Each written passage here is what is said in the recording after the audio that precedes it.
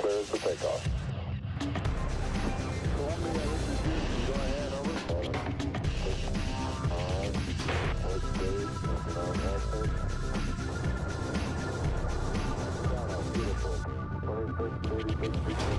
Good evening and welcome in to Indians Minor League Magazine. I'm Al Pulowski along with former Tribe Southpaw Jason Stanford. And Jay, you take a look at these minor leaguers, especially in Columbus. They are really hitting the baseball. They are. They're doing an extremely good job right now of hitting the baseball, throwing the baseball, and that's why they're 23 games over 500. It's amazing. We'll get to Columbus in just a moment. Here's what's coming up on the show today. Of course, as usual, we will take you around the minors.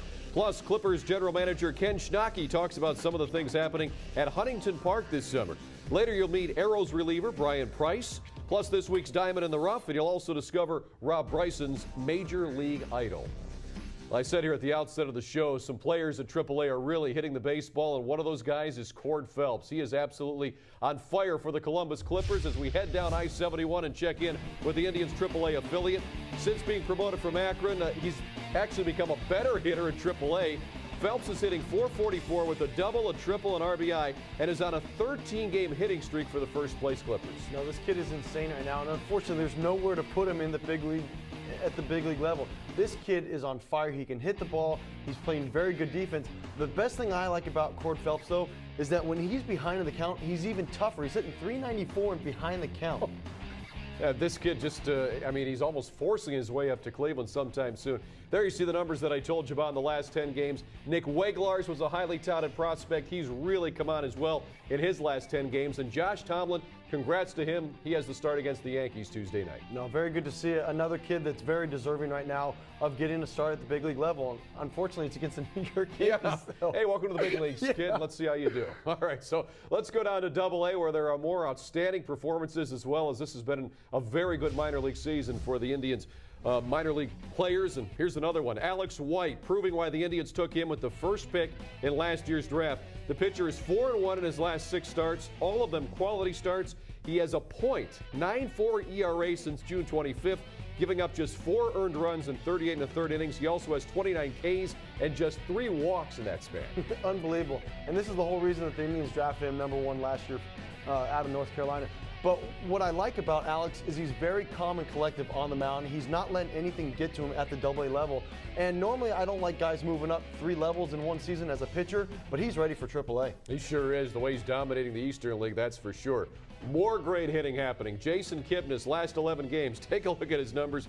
They're outstanding. Another second baseman. All of a sudden, this system has great second base depth. Johnny Drennan is on an 11-game hitting streak. More impressive numbers for him. No, it is. And you're seeing guys right now at the upper levels, the AA and the AAA levels right now, doing what they're supposed to do. And anytime that you have depth now at positions, these are good trading blocks to get other major league type players that the Indians are looking for. And they've got a great core up at the big league level. But the Akron Arrows have really come on strong since the All-Star break, and they're making a push right now for the playoffs. Yeah, it's amazing how well some of these guys have been doing, but it's been very impressive. All right, let's go down to Class A Kinston, where we have a pitcher to talk about in Austin Adams, where he had his best outing of the season for the K-Tribe Wednesday, going 5 scoreless innings against Winston-Salem, giving up just 2 hits and striking out 2. Definitely a guy who was promoted from Lake County earlier to keep an eye on.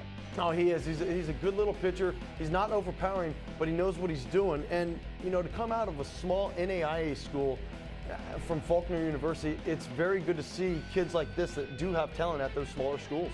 A couple of other guys to keep an eye on, too, besides Adams are, once again, hitters. Bo Greenwell, since the All-Star game, he's putting up basically the same numbers at Kinston, Jay, that he did at Lake County, which is impressive. And Donnie Webb, another guy that's been on fire now for the K-Tribers. Well, now you're seeing outfielders now.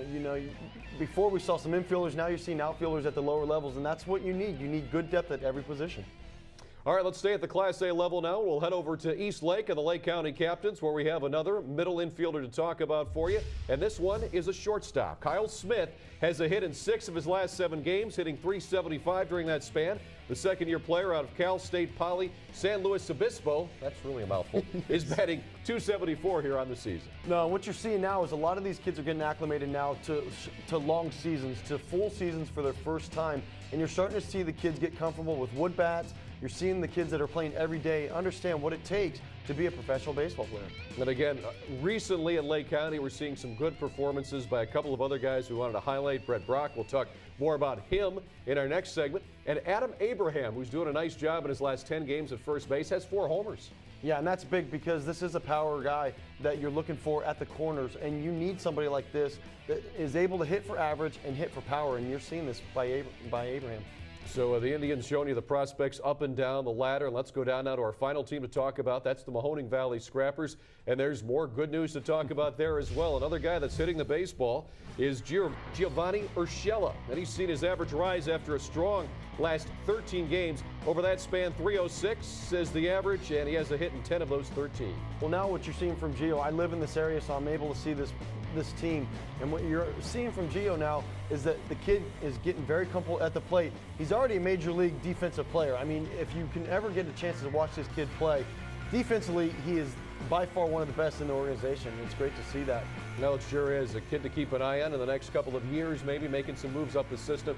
Some other guys to watch, Kevin Rucker, great numbers in his last 10 games. And how about Alex Kaminsky in his last 10 as well from Wright State, really making an impression at Mahoning Valley? No, that's good because he's from the area. You know, and you're seeing kids now from mid-major schools, Division I, NAIA schools, really take a toll right now on the organization, and you need those type of players from top to bottom. You can't just always have number 1 or number 2 draft picks. You need guys from the 40th, the 50th rounds doing what they're supposed to do. And we're seeing that, of course, here in the Indians organization, the 5 minor league clubs doing well. All right, let's take a look now at what we've got coming up, including the diamond in the rough. And right here, GM Ken Schnocky will tell us about some of the fun happenings at Huntington Park, as you can take a look at it. Beautiful ballpark. We'll talk more about it coming up.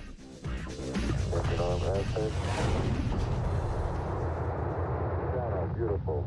26, 36 feet.